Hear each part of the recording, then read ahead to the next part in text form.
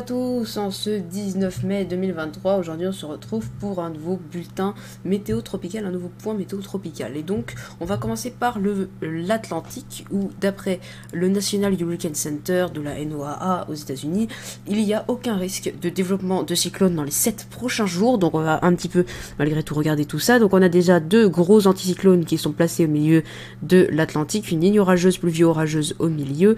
Donc ces anticyclones nous rapportent d'ailleurs ce fameux air assez frais de nord-est sur la France, et donc encore cet air frais, mais je vais pas m'attarder sur la France, vous allez voir simplement les autres youtubeurs pour ça. Et donc regardez, si on a quelques petites dépressions, l'une ici au large de la Caroline, de la Géorgie, de la Caroline du Sud, cette petite dépression, c'est une petite dépression minimum subtropicale qui va se déplacer rapidement vers le nord et vers bientôt le Québec. Et donc enfin regardez encore cette ligne orageuse, quelques gonflements de petites dépressions ici du côté du large des Bahamas. Malheureusement, la température de l'eau n'est pas encore assez élevée pour la formation de ce genre de petite tempête tropicale qu'on retrouve en début de saison. Mais cela dit, le risque de tempête tropicale est déjà placé du coup pour cette région au nord des Bahamas, au moins pour les prochains jours. Et regardez ici également ces petites dépressions, ces petites gouttes froides qui se hissent au large du Portugal, qui pourraient nous apporter une air beaucoup plus chaud dans les prochains jours, prochaines semaines en France. Mais ça, vous allez encore une fois voir les autres youtubeurs pour ça. Donc enfin, dans la région du golfe du Bengale de l'Inde, qui a été frappée par le cyclone Mocha dans les précédents jours, qui a fait énormément de dégâts d'ailleurs en Birmanie et dans le Bangladesh, nous avons la mousson qui se met en place progressivement sur le nord de l'Inde.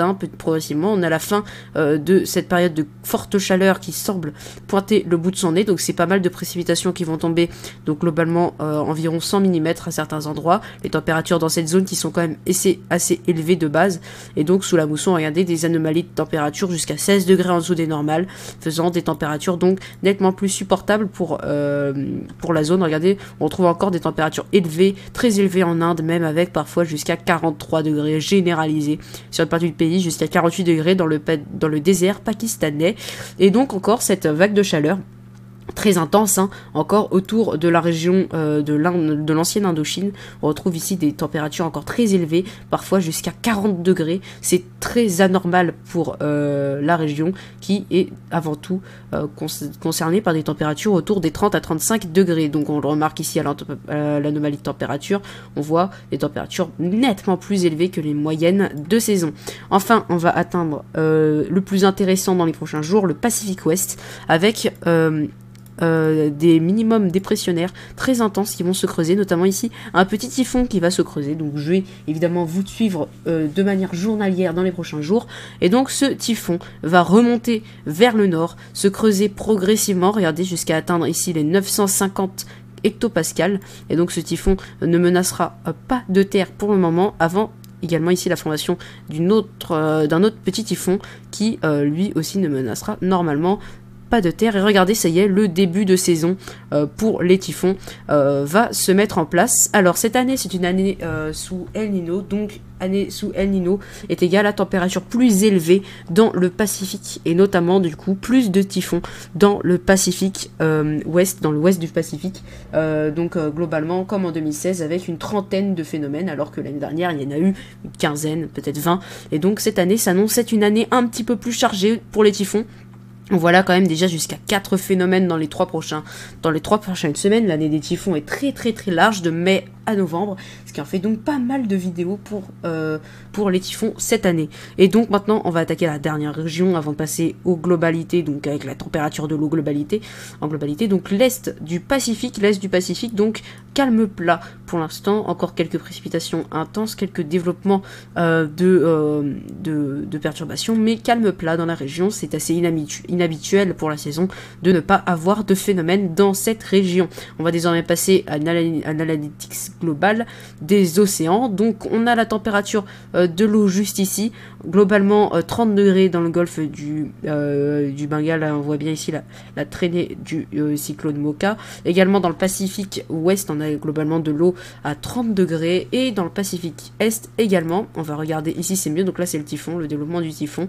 Donc Température de l'eau, c'est mieux ici. Alors, je vais regarder les évolutions de température ainsi que les anomalies. Donc pour la température de l'eau, on est globalement sur des températures au-delà des 30 degrés, donc autour de l'Inde. Ici, nous avons la traînée du cyclone Mocha. Pour la région des Philippines, on est également sur du 30 degrés. Au nord de la Papouasie-Nouvelle-Guinée, on est également sur sur des températures de 30 degrés. Au large du Japon, on est plutôt sur des températures de 22 à 23, voire 24 degrés. Le typhon, lui, qui est placé juste là, a des températures de l'eau de 30 degrés, ce qui est propice au développement de typhons et de cyclones. Et enfin, ici pour l'Atlantique et le Pacifique Est, on est globalement sur des températures de l'eau autour des 30-31 degrés pour le Pacifique Est. Ici, nous avons la zone El Niño, donc des températures plus élevées que la normale, notamment proche du Pérou. Et regardez ici la zone d'alimentation des ouragans, donc globalement à 25-26 degrés, 27 proche des Antilles et jusqu'à 28 à 29 degrés proche du golfe du Mexique. Donc pour l'instant la température de l'eau n'est pas très élevée dans cette région comparée aux années précédentes et aux régions alentour. Donc on va regarder les anomalies de température. On va faire région par région. Atlantique Nord tout avant tout, donc on a globalement une anomalie de température de 1 degré au-dessus de la normale, surtout sur la partie ouest, sur la partie est ici avec le Gulf Stream, c'est un petit peu la cacophonie. Du coup, donc hop, Pacifique Est, comme vous voyez ici, une température de l'eau, une anomalie froide de température de 2 degrés inférieure en dessous des normales de saison. Juste ici, nous avons une anomalie supérieure de 2 degrés au-dessus des normales de saison. Dans les zones centrales du Pacifique, c'est assez contrasté également avec de l'eau plus froide du côté Est et de l'eau plus chaude du côté Ouest. Pacifique Ouest, regardez ici, au sud, de l'eau globalement à 1 degré au-dessus des normales de saison, plus au nord, 1 degré en dessous des normales de saison. Le courant est un petit peu cassé en ce moment dans cette région. Et pour la région de l'océan Indien, juste ici du côté du golfe du Bengale, après le passage du cyclone, nous avons la température de l'eau qui est bien redescendue. Nous allons ensuite voir la région du El Niño, il est juste là, El Niño qui a plus 0,4, El Niño 3.4, El Niño 3 qui a plus 1, El Niño 4 qui a plus 0,4 et El Niño 1 et 2 qui a plus 2, donc on est quand même sur une anomalie assez importante. Et donc globalement quand on prend les régions, bon pire World, donc on a toujours cette anomalie de température par rapport au normal de saison de presque 2 à 3 degrés dans la région de El Niño qui est en train de s'apaiser actuellement, donc qui est en train de se stabiliser autour de son point le plus haut. On se retrouve donc demain pour le prochain point. C'était le DV Météo et bye.